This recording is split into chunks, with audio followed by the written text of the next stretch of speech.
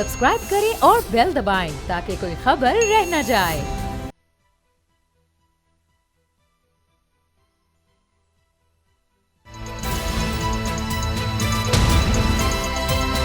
अब पता चला। बिस्मिल्लाहिर्रहमानिर्रहीम, अस्सलाम वालेकुम। मैं हूं मोहम्मद उसामा गाजी और आप देख रहे हैं पता चला। खबर यह है कि इलेक्शन कमीशन को भी इंतखाबात के हवाले से टेंशन होने लगी है। इलेक्शन कमीशन के 4 रुकनी बेंच ने आज चेयरमैन पीटीआई के खिलाफ तौहीन इलेक्शन कमीशन और तौहीन चीफ इलेक्शन कमिश्नर केस की समाअत की, जिसमें वजारत दाखिला ने मौक़िफ़ इख्तियार किया कि इस केस की समाअत अडियाला जेल में करनी चाहिए। इस पर इलेक्शन कमीशन के बेंच ने वजारत दाखिला की सलाहियतों पर तशवीश का इजहार करते हुए इस्तफसार किया कि अगर आप एक फ़र्द की हिफाजत को यकीनी नहीं बना सकते तो आइंदा इंतखाबात कैसे कराएंगे। इलेक्शन कमीशन ने इस मामले पर सेक्रेटरी दाखिला को 13 नवंबर को ज़ाती हैसियत में तलब कर लिया। इंतखाबात की सिक्योरिटी को लेकर जहां इलेक्शन कमीशन परेशान हो रहा है तो वहां पीडीएम इत्तेहादी जमातों ख़ास तौर पर पीपल्स पार्टी को लेवल प्लेइंग फील्ड का गम खाया जा रहा है, जबकि नून लीग ने तो इंतखाबी मुहिम भी शुरू कर दी है। शहबाज शरीफ कहते हैं 21 अक्टूबर को का जलसा इंतखाबी मुहिम की शुरुआत है। उनका यह भी कहना है कि नवाज शरीफ की पॉलिसी मुफाहमत है, मगर ये मुफाहमत किसके साथ होगी, इस सवाल का जवाब शहबाज शरीफ गोल कर गए। खबर यह भी है पीडीएम के सरबराह फजलुर रहमान कौमी मुफाहमत के एजेंडे पर किरदार अदा करने के लिए रजामंद हो गए हैं। कौन बना रहा है, किस किस से मुफाहमत होगी, पीपल्स पार्टी के तहफ़्फ़ुज़ात और नून लीग की इंतखाबी मुहिम की शुरुआत से ही आगाज़ करते हैं। आज हमें ज्वाइन कर रहे हैं साबिक़ वज़ीर आला पंजाब दोस्त मोहम्मद कोसा साहब, रहनुमा पाकिस्तान पीपल्स पार्टी। दोस्त मोहम्मद कोसा साहब, ये जो बहुत ज़्यादा शिकायत हो रही है लेवल प्लेइंग फील्ड की, आप क्या समझते हैं? क्योंकि यूसुफ रज़ा गिलानी साबिक़ वज़ीर-ए-आज़म है, वो कहते हैं पीपल्स पार्टी की तो कभी लेवल प्लेइंग फील्ड मिली ही नहीं, शिकायत कैसी? तो ये कभी भी पाकिस्तान की सियासत में ये नहीं हुआ कि सबके लिए मैदान एक सा हो। जी बिस्मिल्लाहिर्रहमानिर्रहीम, thank you very much Usama.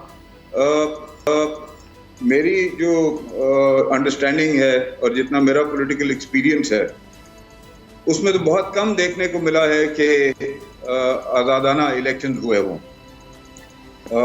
एक आध मिसाल आप 70s की दे सकते हैं शहीद जुल्फ़िकार अली भुट्टो के हवाले से। एक आध मिसाल आप शायद दे सकते हैं 2008 के इलेक्शन जो हुए थे, मुशर्रफ साहब के इरा के दौरान जो 2008 में जो इलेक्शन हुए थे, उनको आप रिलेटिवली कह सकते हैं कि शायद उसमें इंटरफेरेंस कम थी। वरना तो पाकिस्तान की जो सियासी तारीख है उसके अंदर आज़ादाना और शफाफ इंतखाबात का तस्वर जो है वो आप और मैं कर सकते हैं, लेकिन होते नहीं हैं। और हमेशा पसंदीदा कोई एलिमेंट जो है उसकी कमर पे हाथ रखा जाता है और फिर उसी के ज़रिए बज़ाहिर जो है वो सियासी हुकूमतें बनाई जाती हैं, जमहूरी हुकूमतें बनाई जाती हैं। मियाँ नवाज शरीफ साहब का ही बयानिया, आप उनका नाम ले रहे थे, उन्हीं का बयानिया आप सुन लें कि पहली हुकूमत में उनके दौरे इक़्तिदार में कितनी इंटरफेरेंस रही दीगर एलिमेंट्स की, दूसरे उनके दौरे इक़्तिदार में कितनी इन्वॉल्वमेंट रही उस एलिमेंट की या उन एलिमेंट्स की, और तीसरे के हवाले से तो वो बरमला गुजरांवाला के जलसे में भी और उसके बावजूद भी कई जगहों पे कह चुके हैं कि कहाँ से क्या क्या इन्वॉल्वमेंट्स होती रही उनकी हुकूमत को डिस्टेबलाइज करने में या उनकी हुकूमत की परफॉर्मेंस में रुकावटें डालने के हवाले। मोहतरमा शहीद के जो 2 टेन्योर्स थे वो भी बड़े वाज़ेह हैं सारों के सामने, उनको मुकम्मल नहीं होने दिया गया। और जहाँ पे वो आज़ादाना अपनी पॉलिसीज बना के और पाकिस्तान के इंटरेस्ट में चलना चाहती थी, वहाँ पे उनके लिए रुकावटें डाली गई। 2018 का इलेक्शन आपके सामने है। 2014 से लेके और 2018 के इलेक्शंस तक जिस तरह से मेंबर्स को, इलेक्टेबल्स को, बल्कि मैं यूँ कहूँगा कि दाएं बाएं से तोड़ के और एक मखसूस जमात के अंदर शामिल कराया गया और फिर उस जमात को इक़्तिदार सौंपा गया, ये चीज़ें भी किसी से पोशीदा नहीं हैं। कल के अच्छे आज के बुरे शायद फिर कल अच्छे हो जाएं। अगर इसको आप जमहूरियत और सियासत कहते हैं जी, तो फिर आप कह सकते हैं, मैं तो नहीं कह सकता। खोसा साहब, अब जो हो रहा है उसमें पाकिस्तान पीपल्स पार्टी कैसे परफॉर्म करेगी?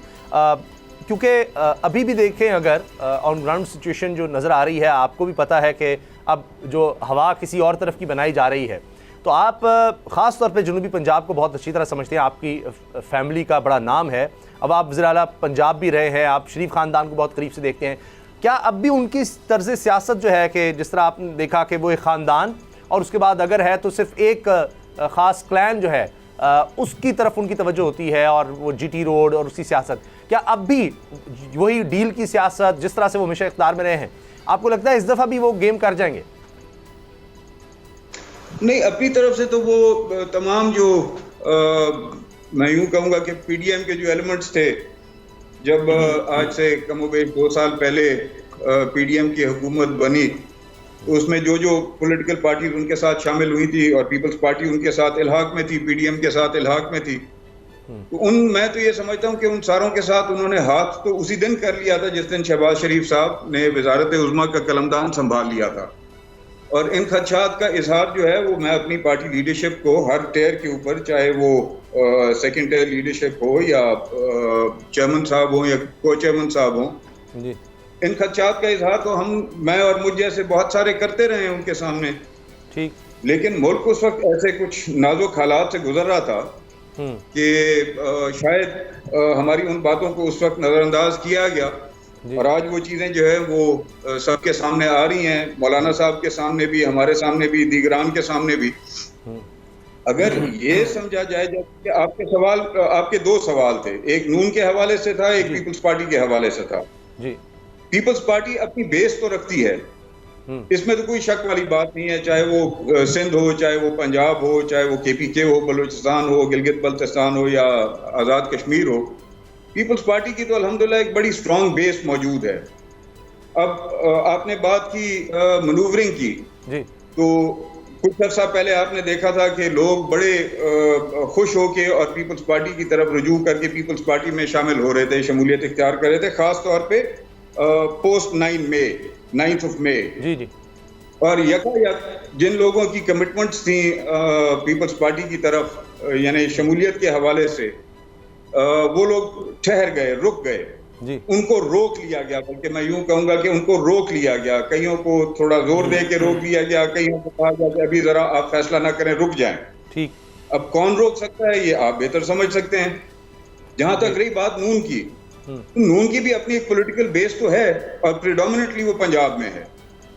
اسپیشلی آپ اس کو سینٹرل اور ناردرن پنجاب سمجھیں تو سینٹرل اور ناردرن پنجاب سائڈ پہ ان کی ایک پولیٹیکل بیس جو ہے وہ تو موجود ہے, اس کو ڈینائی نہیں کر سکتے. اچھا, اب وہ اس بیس کو ہولڈ کر سکتے ہیں یا نہیں کر سکتے, یہ ایک اور چیز ہے.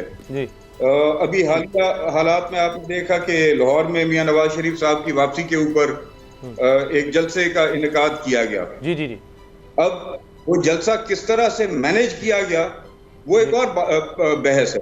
صحیح, کہ کس طرح سے لوگوں کو لایا گیا, کس طرح سے لوگوں کو لایا گیا, وہ ایک اور بحث ہے. میں سر وہاں تھا. میں نے خود بھی وہ دیکھا, بسز اور وینز کی تعداد تھی زیادہ, پورے پاکستان سے لوگوں کو لایا گیا تھا, ٹرینز کا بھی سہارا لیا گیا تھا. عامر ضیاء صاحب, سر یہ ایک پہلو ہے. جی ٹھیک ہے, لیکن کس طرح سے پبلک کو وہاں پہ اکٹھا کیا گیا, یہ ایک اور پہلو بھی ہے نا اس کا. لیکن ایک شو بن گیا, انہوں نے اپنا ایک شو بنا لیا. جی, اب آپ سوال کر رہے تھے. اچھا, جی نہیں, دوسرا پہلو آپ سے ڈیٹیل سے جانیں گے کہ جس طرح لوگوں کو لایا گیا. اب یہ جو باتیں کر رہے ہیں کھوسا صاحب بھی اور دیگر جماعتیں بھی, ظاہر ہے عوامی نیشنل پارٹی کے بھی تحفظات ہوں گے, تحریک انصاف کے تو ہیں ہی. عامر ضیاء صاحب, اس ماحول میں اگر الیکشن اسی طرح سے ہوتے ہیں تو فری اینڈ فیئر تو اس کو کوئی مانے گا نہیں, تو پھر کیا ہوگا؟ کہ یہ تو پری پول الزامات لگ رہے ہیں, خورشید شاہ صاحب کہہ رہے ہیں کہ یہ پھر کس طرح سے کیا جا رہا ہے, ہم اب نہیں حصہ بنیں گے کسی اس طرح کے سیٹ اپ کا. تو شاید بعد میں بننا پڑ جائے ان کو, پیپلز پارٹی کو, وہ تو بات کی بات ہے. لیکن ابھی سے جو اعتراضات ہو رہے ہیں, آپ کو کیا لگتا ہے کتنا یہ سارا مشکوک بنا دے گا اس عمل کو الیکشن کے؟ کیونکہ نون لیگ تو آ گئی ہے الیکشن موڈ میں, باقی جماعتیں بھی پیچھے ہیں. یہ صورتحال جو ہے اس وقت پاکستان کی, اس وقت ہم ذرا سا لمحے سے بلند ہو کر سوچیں کہ ٹھیک ہے, ایک طرف نون لیگ کی اپنی ٹیکٹکس ہیں, پیپلز پارٹی کے اپنے تحفظات ہیں, پی ٹی آئی کے اپنا تنقید ہے, یہ بالکل اپنی جگہ.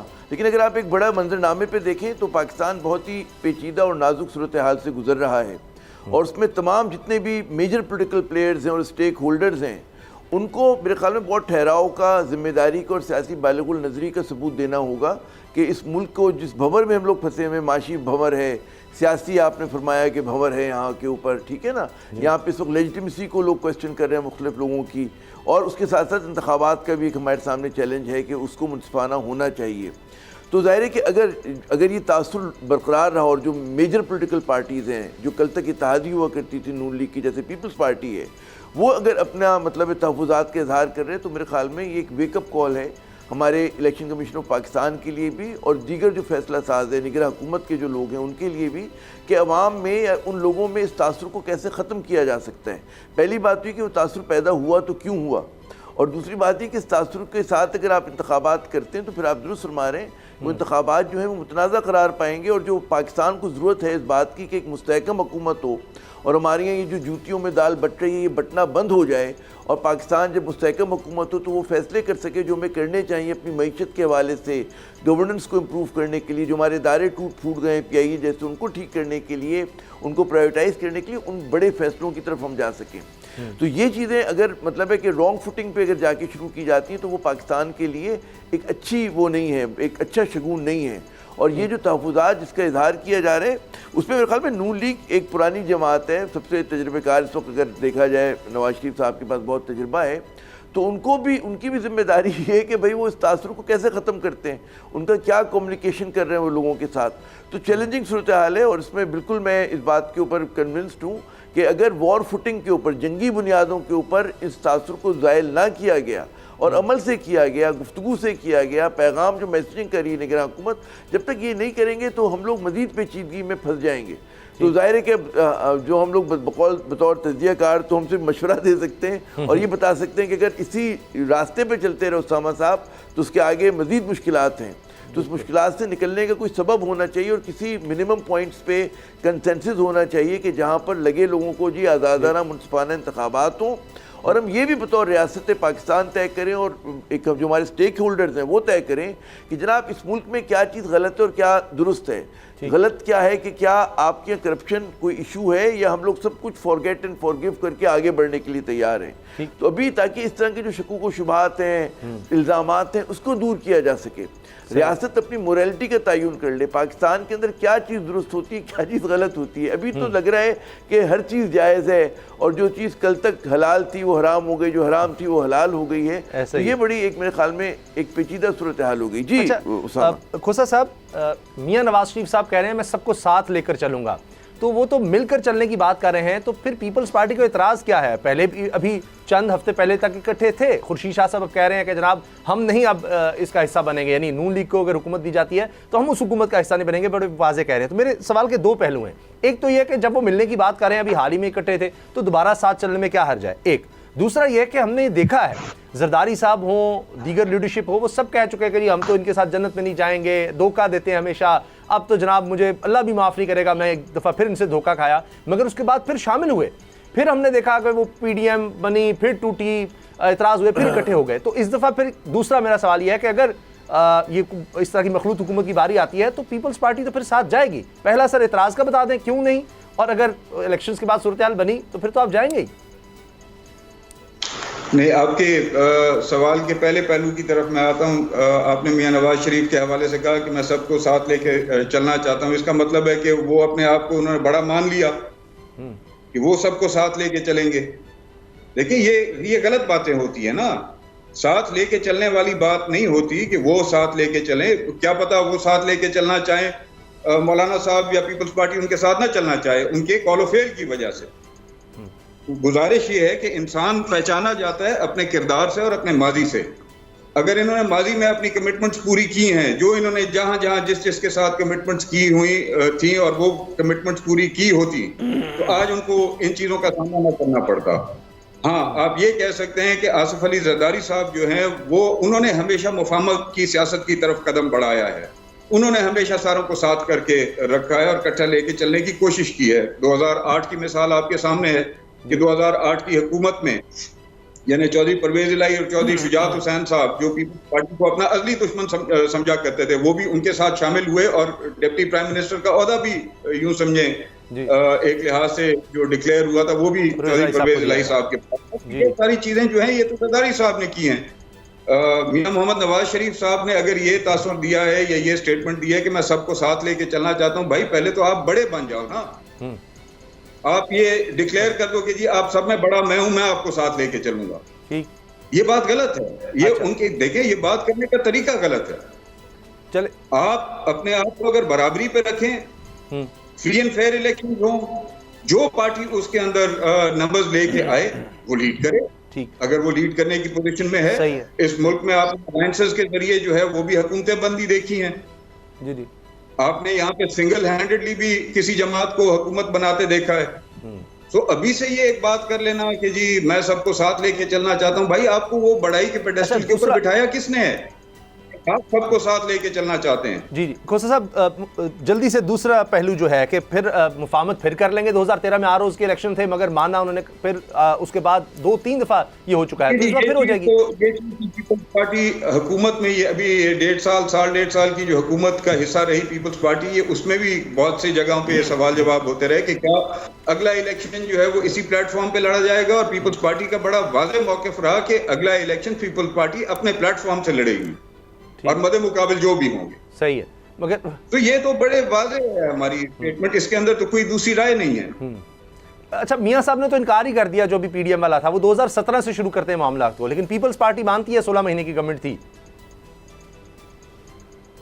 I'm sorry?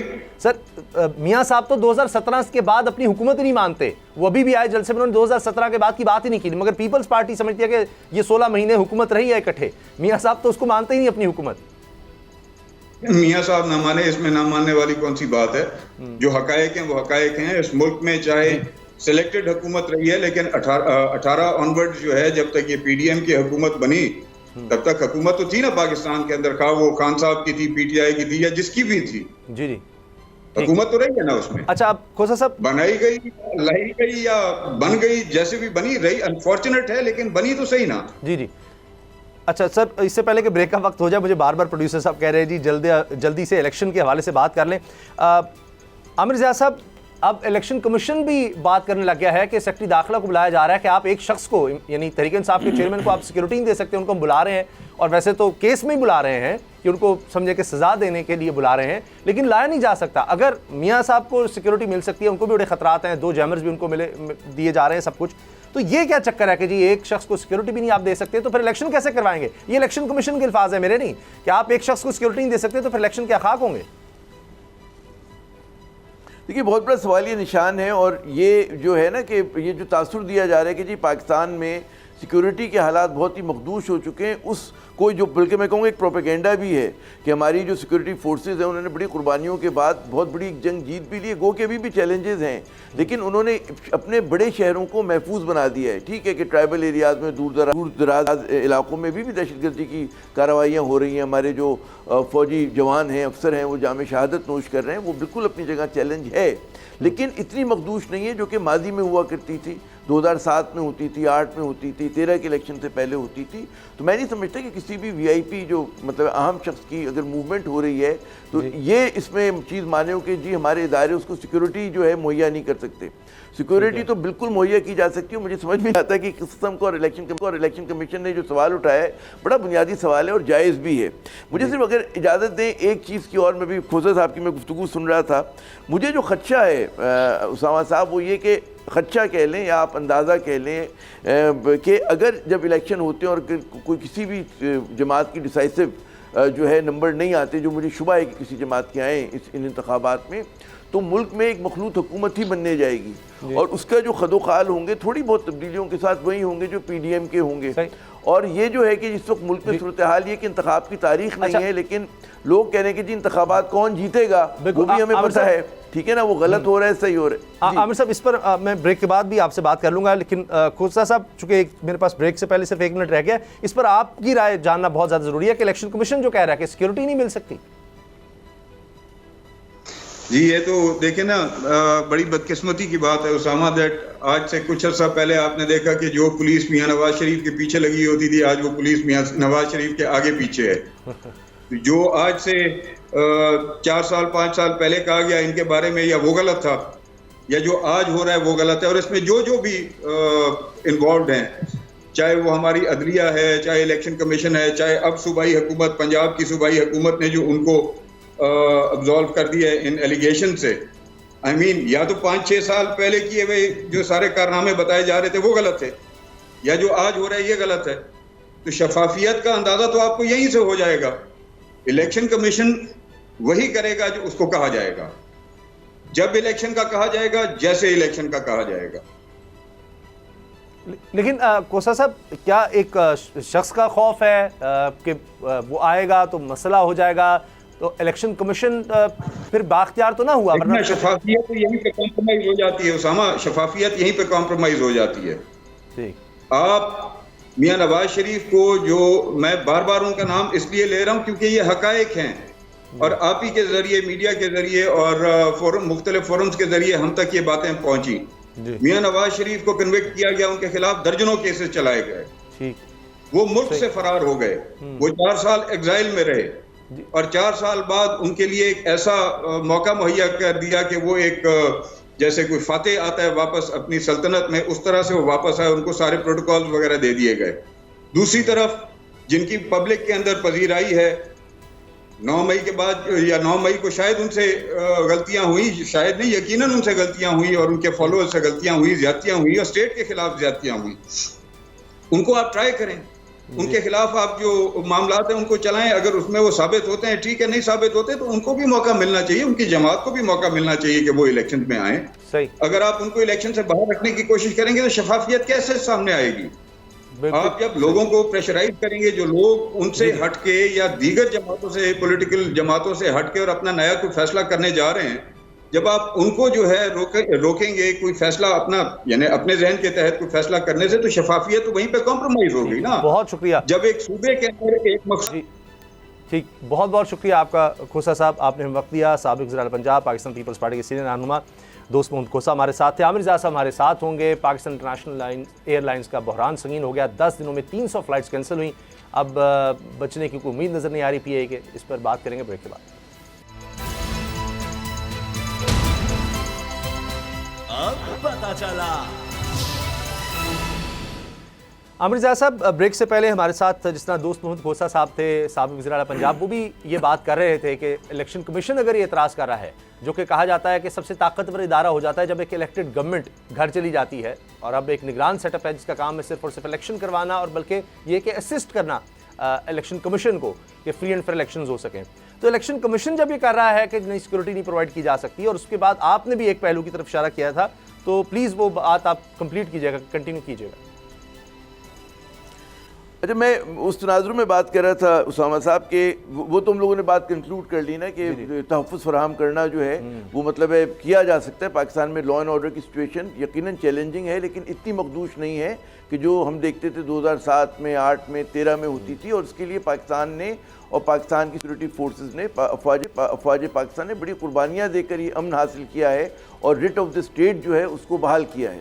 ایک تو یہ بات ہوگی. اب آئیے وہ جو کھوسا صاحب بات کر رہے تھے، اور لوگوں کا سوال ہے کہ کیا دوبارہ جو ہے ہم اسی طرح کا کوئی ارینجمنٹ دیکھ سکتے ہیں کہ انتخابات ہوتے ہیں اور کہ کسی جماعت کو واضح اکثریت حاصل نہیں ہوتی، جس بات کا بہت سارے لوگوں کو خدشہ ہے یا اس طرح کی پیش گوئی کی جا رہی ہے.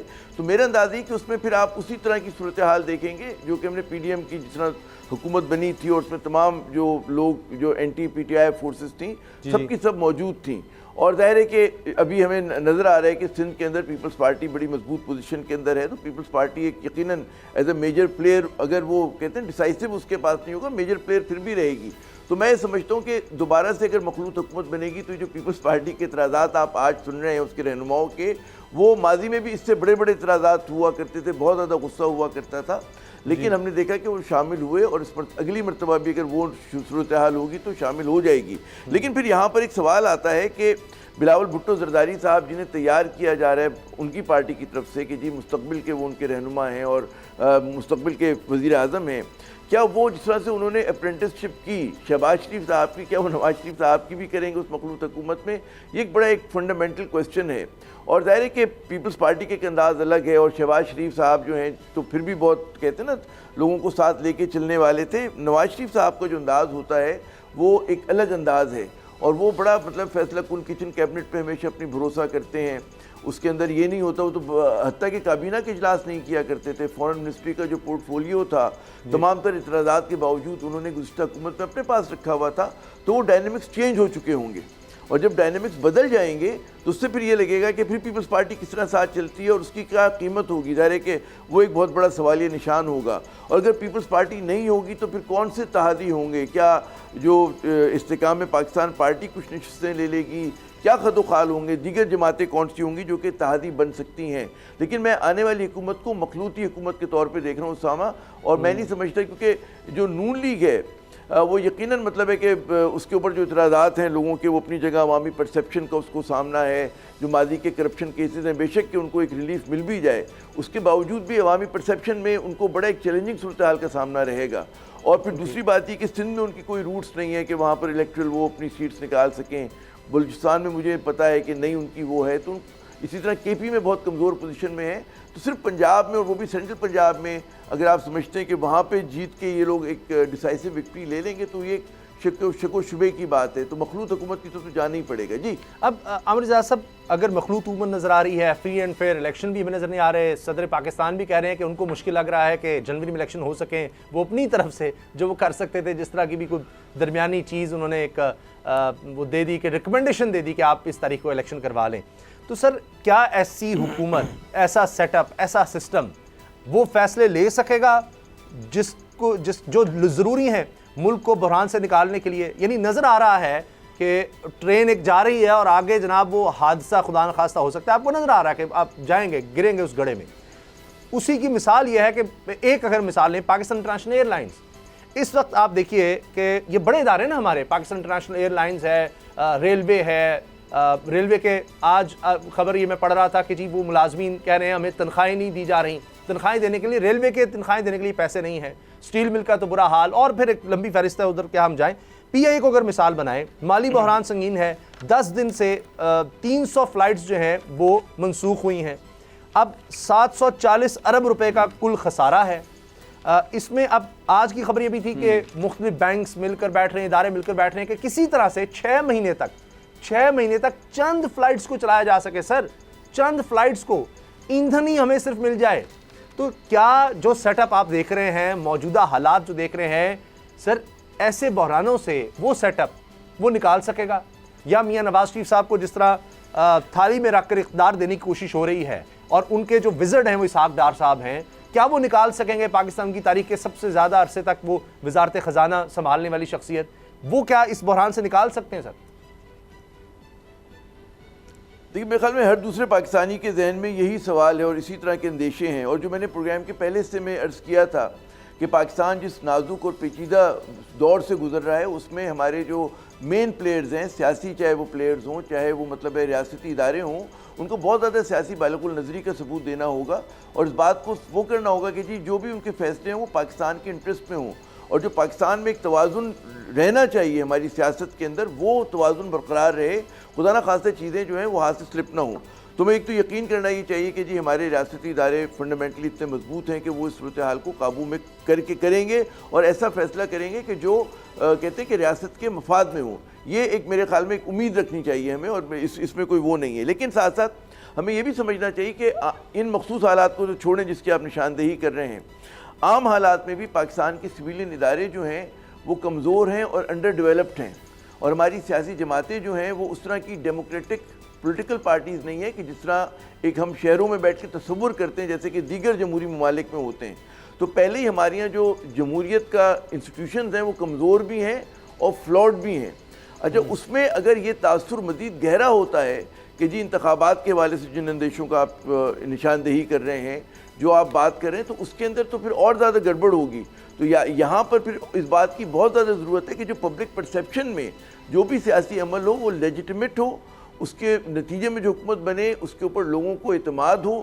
بے شک وہ مخلوط حکومت ہو, بے شک اس میں مطلب ہے کہ ٹھیک ہے, اگر فرض کریں کہ ریاست یہ محسوس کرتی ہے کہ نواز شریف صاحب کے ساتھ ماضی میں زیادتی ہوئی اور ان کو دوبارہ سے مطلب ہے کہ ان زیادتیوں کو ریڈریس کیا جا رہا ہے, ان کو ایڈریس کرنے کی کوشش کی جا رہی ہے. لیکن مسئلہ یہ کہ ریاست کو تو اس بات کا اندازہ ہے, عوام کے ذہنوں میں یا ایک بہت بڑی تعداد ہے پاکستانیوں کے ذہنوں میں جن کو 20-25 سال 30 سال تک ایک مختلف قسم کا بیانیہ بتایا جاتا رہا, ان کو یہ بات سمجھ میں نہیں آ رہی. تو میں نے کل کے پروگرام میں بھی بات کی تھی کہ نواز شریف صاحب کا بھی چیلنج ہے کہ وہ پبلک پرسیپشن کیسے تبدیل کرتے ہیں اپنے حوالے سے, اور یہ ظاہر ہے کہ جو ہمارے نگراں حکومت ہے اور جو ادارے ان کا بھی چیلنج ہوگا، تو آسان بات نہیں ہے. اور اس کے لیے مطلب ہے کہ ایک جو میں سمجھتا ہوں کہ دنیا میں ہم قائم رکھنے کے لیے کہا جاتا ہے کہ جی ایک توازن کی ضرورت ہوتی ہے مختلف پاورز میں، اسی طرح ریاست کے اندر انارکی سے بچانے کے لیے، کیوس سے بچانے کے لیے ضرورت ہوتا ہے کہ جی ایک توازن رہے. تو توازن برقرار رکھنا ہے ہمیں. تو اس کے اندر یقیناً مطلب ہے ہمارے ادارے بہت مضبوط ہیں، لیکن سویلین اداروں کو ان کی جو ذمہ داری پولیٹیکل پارٹیز کی اگر وہ پوری نہیں کرتی اور وہ اپنے چھوٹے سے مفاد کے لیے ایک بڑے مفاد کو قربان کر دیتی جو کہ ریاست کا مفاد ہے، تو وہ اچھا عمل نہیں ہوگا. اور اس کے نتیجے میں جو اندیشے ہیں وہ لوگوں کے خاکم بدہن جو ہیں کہ ایسا نہ ہو کہ پاکستان مزید مشکلات کا شکار ہو جائے. تو بہت ہی مطلب ہے سوچ کے کرنا ہے کہ جی انتخابات ہر حالت میں منصفانہ ہوں. جو کھوسا صاحب ابھی فرما رہے تھے کہ جی تمام پولیٹیکل پلیئرز کو اس میں انتخابات میں حصہ لینے کی اجازت ہو، مینیپولیشن نہ ہو رہا ہو کسی قسم کا، تو لیٹس ہوپ کہ وہ الیکشن کمیشن آف پاکستان یہ عمل کر کے دکھا سکے گا. سر ایک تو ہے اور اندیشوں کو بے بنیاد ثابت کرے گا. جی کمپیٹنسی ہونا، ایک ہے آپ کی ول ہونا، ایک سر پولیٹیکل بیکنگ، ایک عوام کی حمایت بھی تو ضروری ہے. اب 16 مہینے میں یہ فیصلہ نہیں کر سکے سر یہ سب مل کر پی آئی اے کا. اس کا مطلب ہے ہر کوئی اپنے اوپر نہیں لینا چاہتا تھا، بالکل اس طرح جس طرح آج میاں نواز شریف اس کی بات بھی نہیں کرتے، کہتے ہیں ہماری گورنمنٹ ہی نہیں تھی. 2017 کے بعد وہ کوئی ذکر نہیں کرتے. پیپلز پارٹی کہتی ہے کہ جی وزارت خزانہ ہمارے پاس نہیں تھی، ہمارے سے اسی کا سوال کیا جائے جو ہمارے پاس وزارتیں تھیں، ہم سے آپ وزارت خارجہ کا حساب لے لیں جتنا ہمارا حصہ تھا. یہی بات فضل الرحمان صاحب کرتے ہیں، جی میرا بیٹا تو ہاؤسنگ کا تھا وزیر، اگر تو اس کا حساب لے لیں. تو عرفان صدیقی صاحب کہتے ہیں بریانی سب نے کھائی ہوئی ہے. تو ملک کے لیے جو ریفارمز کی ضرورت تھی وہ یہ نہیں کر سکے. نہ آپ پاور سیکٹر میں دیکھ لیں سر، کوئی ریفارم ہمیں نظر نہیں آتی. اور اب جاتے جاتے اختیار. جی سر میں یہ عرض کروں وہ پاور سیکٹر کا غم ایک الگ غم ہے، وہ تو ایک الگ موضوع ہے، ایک الگ پروگرام ہے. یہ جو جملہ آپ نے کہا نا کہ بریانی سب نے کھائی، یقیناً بریانی سب نے کھائی ہے، لیکن کسی کے پاس ٹانگ آئی ہے، کسی کے پاس ہڈی آئی ہے. ٹھیک ہے نا؟ تو جس نے جتنے مزے اٹھائے ہیں اتنے ہی اس کا احتساب بھی ہوگا، کیونکہ بریانی کی ہر پلیٹ جو ہوتی ہے دوسری پلیٹ سے مختلف ہوتی ہے نا. تو اس میں یہ نہیں ہو سکتا کہ بھئی کسی کو زیادہ آلو آ گئے، اگر ہم کراچی کی زبان میں بات کریں، آلو والی بریانی کھا لی اس نے بیچارے نے اور اس کو اچھی بوٹی نہیں ملی. تو اصل بات ہے کہ بوٹی کس کے پاس تھی، ٹھیک ہے نا، جو مرغی کی دونوں ٹانگیں کس نے کھائیں. تو وہاں پر جس کے پاس اہم ترین وزارتیں تھیں، دیکھیں ہمارے کانٹیکس کے اندر اہم ترین وزارتیں جو تھیں وہ نون لیگ کے پاس تھی نا. اور اس میں سب سے اہم جو تھی آج کے حالات میں وہ تو خدا آپ کا بھلا کرے فائنینس کی تھی، ٹھیک ہے نا، وزارت خزانہ تھی. اچھا اس میں جو سب سے قابل اعتماد ساتھی ہیں نواز شریف صاحب کے، یہ جو ہیں اسحاق ڈار صاحب جو ان کے سمدھی بھی ہیں، ان کے حصے میں تھی. اور وہ جتنے بھرم سے آئے تھے اور ان کو جتنا فیسیلیٹیٹ کیا گیا تھا تو وہ کارنامے انجام نہیں دے سکے. اور یہ اس بات کو ثابت کرتا ہے کہ دیکھیں وہ مہم جوئی سے آپ معیشت کو ٹھیک نہیں کر سکتے، بڑی بڑی باتوں سے ٹھیک نہیں کر سکتے. اس کے لیے آپ کو اسی عرقریزی کی، محنت کی اور لوگوں کا اعتماد جیتنے کی ضرورت ہوتی ہے. اگر آپ بیرون ملک سے سرمایہ کاری چاہتے ہیں تو پہلی بات ہوئی کہ جو ہمارا ڈومیسٹک، ہمارا قومی سرمایہ دار ہے وہ کیا پیسے لگا رہا ہے، نہیں لگا رہا. اگر اس نے بھی روکے ہوئے تو بیرون ملک سے کون آئے گا؟ اور پھر بیرونی جو ہمارا ڈومیسٹک سرمایہ دار ہے وہ کہے گا جی نہیں آپ کے تو سارے دھندے بزنسز تو باہر ہیں، تو آپ لوگ تو پیسہ لائیں اس ملک میں، آپ تو لگانا شروع کریں، یا آپ تو کاروبار اپنا. تو اعتماد دینے میں اسحاق ڈار صاحب جو تھے وہ بری طرح سے ناکام رہے تھے. اور کیونکہ ناکام رہے تھے تو اس کے نتیجے میں آپ نے دیکھا کہ ڈالر کہاں کھڑا ہو گیا، اسٹاک مارکیٹ کے ساتھ کیا ہوا، افراط زر ریکارڈ گیا اور ایسے ایسے مسائل کا سامنا کرنا پڑا. آپ سنیں کہ اگر 22% جو ہے انٹرسٹ ریٹ ہوگا تو اس ملک میں کیا کاروبار ہوگا. ہمارے یہاں جو ہے فیکٹریز بند ہونے لگیں، لوگوں کا اعتماد مجروح ہو گیا. آپ دیں گے جب سے یہ کیئر ٹیکر گورنمنٹ آئی اس پہ بھی بہت ساری آپ تنقید کر سکتے ہیں، لیکن 2-3 کام وہ جو فوج کی بیکنگ سے کیے گئے، ڈالر اسٹیبلائز ہوا کہ نہیں ہوا، یعنی کہ روپی جو ہے مستحکم ہوا اس کے مقابلے میں، روپی نے کچھ اپنا جو لاس گراؤنڈ تھا اس کو ریکور کیا، ٹھیک ہے نا. اس کے ساتھ ساتھ آپ کی اسٹاک مارکیٹ وہ کیا ہوا، سینٹیمنٹ بدلا، آپ نے اسمگلنگ روکی. لیکن اس کا مطلب یہ نہیں ہے کہ ہمارے معاشی چیلنجز ختم ہو گئے، کیونکہ ابھی جو میں فرسٹ کوارٹر کے نمبرز دیکھ رہا تھا اس فائنینشیل ایئر کے، کہ ٹھیک ہے اس میں آپ لوگوں نے جو ہمارا کرنٹ اکاؤنٹ ڈیفیسٹ ہے وہ بالکل نہ ہونے کے برابر ہے، $8 ملین کے قریب ہے. لیکن امپورٹ ہماری ٹھیک ہے وہ کیوں ہوا کہ ہم نے امپورٹ کم کی، لیکن خطرناک بات یہ ہماری ایکسپورٹ 5% گری، ہمارا ریمیٹنسز کلیکٹ کرنا گرا. تو یعنی کہ معیشت کے چیلنجز بہت زیادہ ہیں. بھی اس کو کیسے دور ہوگا، اسی وقت ہوگا جب ایسی حکومت آئے گی کہ لوگ اعتبار کرتے ہوں گے اور وہ بجائے لوگوں کو تقسیم کرنے کی لوگوں کو جوڑ سکے گی. اور اس میں ہمارا ہر ادارہ, اور سب سے بڑی اہم بات یہ کہ ہمیشہ ہمارے یہاں کہا جاتا ہے جی سویلین سپریمیسی, میں واحد آدمی ہوں کہ جو بات کرتے ہیں کہ جی اس وقت سپریمیسی کی بات نہیں ہے, پاکستان جیسی ریاست میں سول اور فوجی ادارے کو مل کر چلنا ہے, سپریمیسی کی بات نہیں, کیونکہ ہمارے سول ادارے کمزور ہیں, تو اپنی کمزوری دور کرنے کے لیے جہاں پہ فوج مستحکم مضبوط ادارہ ہے اس سے جو فائدہ اٹھا سکتے ہیں, اور جس طرح کہ اٹھایا گیا ہے بھی کیئر ٹیکر گورنمنٹ میں اسمگلنگ کے موقع کے اوپر, اور جی ڈالر کو ٹھیک کرنے کے لیے, تو یہ چیزیں آپ مینیج کر سکتے ہیں. لیکن کیا نواز شریف صاحب جو ان کا انداز ہے تو وہ شہباز شریف صاحب کا ان کا تو بالکل مختلف انداز ہے, ایسرٹ کرتے اپنے آپ کو, تو کیا وہ چل سکیں گے؟ کیا وہ یہ تمام کام کرنے کے لیے تیار ہوں گے جو لوگوں کو اندیشے رہے کہ ہمیشہ انہوں نے جو ہے اس طرح کے اپنی سیاست کو استعمال کیا اپنے کاروبار کو دوام دینے کے لیے, یہ ان پہ الزامات لگتے رہیں, ابھی کل تک کی بات ہے, ٹھیک ہے نا, تو کیا وہ اس چیز سے اس تاثر کو زائل کر دیں گے؟ وہ میرٹ پہ فیصلے کریں گے, میرٹ پہ ٹیم بنائیں گے؟ یہ تو نہیں ہوگا کہ جیسے ہم جلسے میں دیکھ رہے تھے ان کے صرف ان کے خاندان کے لوگ تھے, عابد شیر علی تھے, شہباز شریف تھے, حمزہ تھے, ان کی بیٹی تھی, باقی لوگ جو تھے وہ بڑے پس پش تھے, تو وہ جو ایک ڈائنسٹک پالیٹکس کا وہ آ رہا ہے تو اس میں جمہوریت اور ملک جو ہے وہ پنپا نہیں کرتے.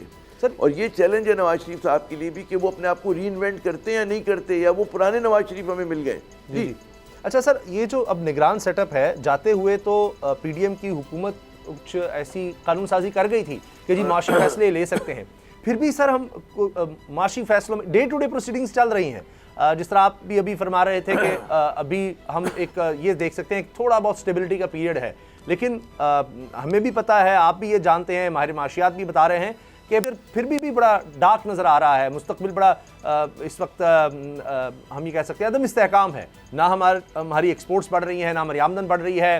آئی ایم ایف کی ابھی یہ خبر آئی ہے کہ جی پاکستان کو بہت زیادہ لونز کی ضرورت ہوگی, بہت زیادہ فارن ڈائریکٹ انویسٹمنٹ کی ضرورت ہوگی. اب ہم پھر سعودی عرب سے کہہ رہے ہیں کہ ہمیں کم از کم $1 ارب مزید قرض پر آپ تیل دے دیں, کیونکہ ہم وہ ابھی بھی آپ سے تیل اس طرح خریدنے کی پوزیشن میں نہیں ہے. تو یہ نگران سیٹ اپ سر کیوں, اس کو ہر طرح کی بیکنگ ہے, پنجاب میں, خیبر پختونخوا میں تو اب ان کو سال کا تجربہ ہو گیا, پھر بھی یہ کیوں اس قابل نہیں ہو سکے کہ آج خبر آ رہی ہے کہ جی 9 ارب روپے ہم بچائیں گے, 35% جو سرکاری ملازمین کی تنخواہوں میں اضافہ کیا گیا تھا وہ واپس لیا جا رہا ہے. تو یہ کیوں نہیں چیزوں کو سنبھال سکے جب ہر طرح سے ان کے پاس بیکنگ تھی؟ دیکھیں کچھ بھی کہہ لیں, بے شک ان کو اختیار دے بھی دیے گئے, کیونکہ نگراں حکومت کا جو ہے دورانیہ کم ہوتا ہے, 3 مہینے ہوگا, 4 مہینے ہوگا, 5 مہینے ہوگا, تو وہ کوئی مؤثر قسم کی حکمت عملی بنانے کے قابل نہیں ہے. بھائی اصولی طور پہ 3 مہینے میں ختم ہو جانا چاہیے تھا, بہت کھنچ جائے گا, جنوری کے اینڈ ہو جائے گا, فروری ہو جائے گا, تو یہ جو دن اور ہفتے ہیں یہ کافی نہیں ہوتے معیشت کو ٹھیک کرنے کے لیے. انرجی سیکٹر کے بحران کی بات کریں, سب سے پیچیدہ مسئلہ جو پاکستان کی معیشت کو لے کے بیٹھ گیا وہ انرجی سیکٹر ہے. انرجی سیکٹر جیسے کہ آپ جانتے ہیں کہ اس کی وجہ کیا ہے اس لے کے بیٹھنے کی, کہ ہم لوگوں کو کیپیسٹی پیمنٹ کرنی پڑتی ہے. ہمارے پاس جو انسٹالڈ کیپیسٹی ہے وہ بہت زیادہ ہے, ہم لوگوں نے انرجی مکس کا خیال نہیں رکھا. جو بھی جب لگ رہے تھے بجلی گھر, وہ بجلی گھر کس نے لگائے تھے, کس کے اشارے پہ لگے تھے, یہ سب کو پتہ ہے, دہرانے کی ضرورت نہیں کہ جی نواز شریف صاحب کی پالیسی تھی. اور اس کے بعد اس کا جو سرکولر ڈیٹ ہے وہ بڑھتا چلا جا رہا ہے, حتیٰ کہ جو آپ کا اگر جون تک کے فگر دیکھیں, گیس سیکٹر کا جو سرکولر ڈیٹ تھا وہ کوئی 1.5 ٹریلین روپیز کا ہو گیا ہے. تو آپ جب تک انرجی سیکٹر کو ریفارم نہیں کریں گے, اچھا اس کا ایک انہوں نے حل نکالا کہ جی ہم صرف ایک کام کرتے ہیں کہ جی قیمت میں اضافہ کرتے ہیں, لیکن جہاں پہ ٹرانسمیشن لاسز ہو رہے ہیں, جہاں پہ مطلب بجلی چوری ہو رہی ہے, گیس چوری ہو ری ہے, اس کا تو خیال نہیں رکھا جا رہا. گیس کی ہماری بہت زیادہ ایفیشنسی کیپٹیو پاور پلانٹس میں اور انڈسٹریز میں دے رہے ہیں, لیس دین 40% ہے.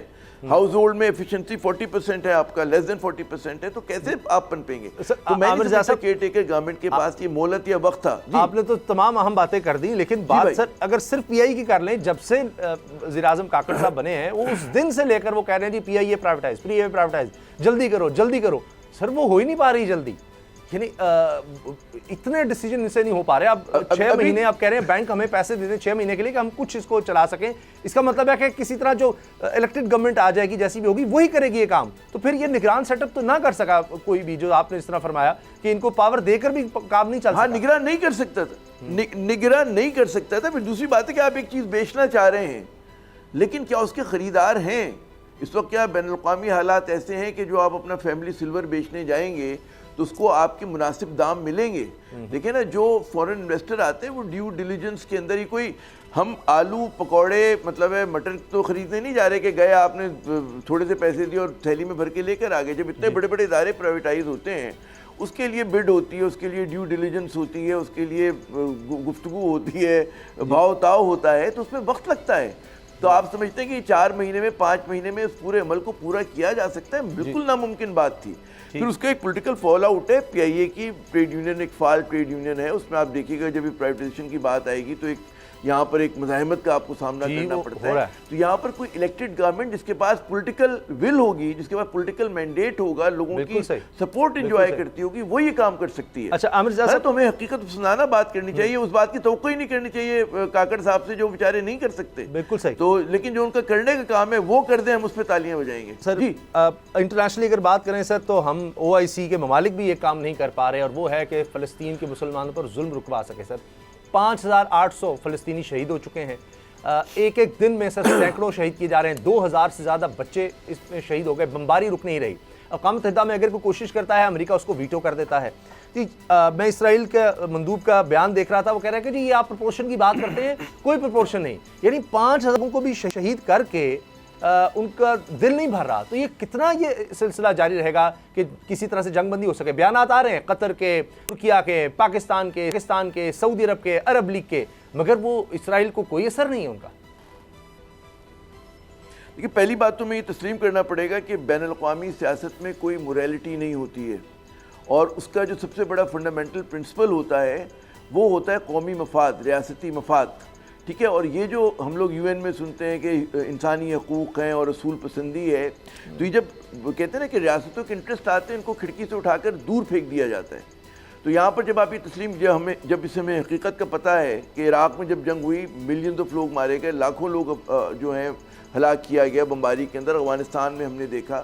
ٹھیک ہے نا, تو اسی طرح کا لیبیا میں پھر ہم نے دیکھا کیا ہوا کہ وہاں پر جو مطلب اسٹیبل گورنمنٹس تھی ان کو ختم کر کے ان ریاستوں کو بالکل اتنا کھوکھلا کر دیا گیا کہ وہاں پہ مسلسل خانہ جنگی ہو رہی ہے. تو مڈل ایسٹ جو ہے وہ پورا ایک اس وقت اس پہ بیٹھا ہوا ہے, کہتے ہیں نا کہ بارود کے ڈھیر پہ بیٹھا ہوا ہے. اس میں پھر اب مسلمان, ہم لوگ کہتے ہیں جی 54-50 زیادہ مسلمان ممالک ہیں, تو ان بیچارے 50 مسلمان ممالک جو ہیں نا وہ علم میں آگے ہیں, نہ ان کے پاس مطلب ہے کہ کہتے ہیں نا کہ طاقت کے معاملے میں آگے, تمام چھوٹی چھوٹی ریاستیں ہیں وہ. بالکل ٹھیک. اور وہ قطر بہت چھوٹی سی ریپبلک ہے. بالکل صحیح. بہت شکریہ آپ کا عامر رضا صاحب, آپ نے اس اہم موضوع پر اپنی رائے دی. پروگرام دیکھنے کا شکریہ, اجازت دیجیے, اللہ حافظ. اب پتہ چلا.